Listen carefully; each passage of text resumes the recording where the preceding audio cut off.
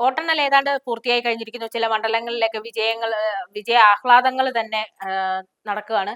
നമ്മളെ ഈ തിരുവനന്തപുരത്ത് ഏറ്റവും അധികം നമ്മൾ നോക്കി നിരുന്ന മണ്ഡലങ്ങളിൽ ഒന്നാണ് വട്ടിയൂർക്കാവ് മണ്ഡലം. കാരണം അതിൽ മത്സരിക്കുന്നതിൽ ഒരാള് CPM തന്നെ പ്രധാനിയായ VK പ്രശാന്ത്, പിന്നെ വരുന്നത് K മുരളീധരൻ, പിന്നെ ശ്രീലേഖ IPS. ഇവര് മൂന്നുപേര് മത്സരിച്ചത് കൊണ്ടാണ് നമ്മുടെ അത്രയും ശ്രദ്ധാകേന്ദ്രമായി മാറിയത്.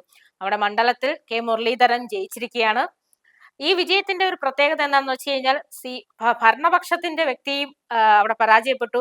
മറ്റൊരാള് നഗരസഭയിൽ വിജയിച്ച് കയറിയ ആളാണ്, അവരും പരാജയപ്പെട്ടു. ആ ഇടത്താണ് UDF സീറ്റ് പിടിച്ചിരിക്കുന്നത്. ഈ ഇലക്ഷൻ സമയത്ത് തന്നെ നമ്മള് മുരളീധരൻ മത്സരിക്കുന്നുണ്ടോ എന്ന് നോക്കാൻ മറ്റൊരു കാരണം കൂടിയുണ്ട്.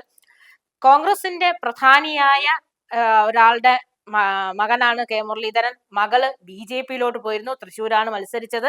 വൻപിച്ച ഭൂരിപക്ഷത്തിൽ വിജയിക്കുമെന്നൊക്കെ പ്രഖ്യാപിച്ചിരുന്നു. പക്ഷെ അവിടെ പത്മജ പരാജയപ്പെടുകയാണ് ചെയ്തത്. പക്ഷെ മുരളീധരൻ തന്റെ പാർട്ടിയിൽ ഉറച്ചു നിന്നു, വാക്കിൽ ഉറച്ചു നിന്നു.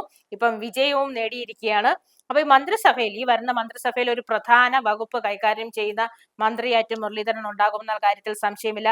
അവിടെ നടന്ന ത്രികോണ മത്സരത്തിന് വൻപിച്ച ഭൂരിപക്ഷത്തോടു കൂടി തന്നെയാണ് അദ്ദേഹം ജയിച്ചിരിക്കുന്നത്. അപ്പൊ ആ മത്സരം നല്ല നമ്മൾ പ്രതീക്ഷിച്ചതുപോലെ തന്നെ നമുക്കൊരു അവസാനം വരെയും ഇത് ആര് ജയിക്കുമെന്ന് പറയാൻ കഴിയാത്ത തരത്തിലുള്ള നമുക്കൊരു പ്രതീക്ഷ നൽകുകയും, പിന്നെ അതുപോലെ തന്നെ UDF തരംഗം വന്നപ്പോൾ നമുക്ക് മനസ്സിലായി എന്തായാലും അവിടെയും മുരളീധരൻ ജയിച്ചു കയറുമെന്ന്.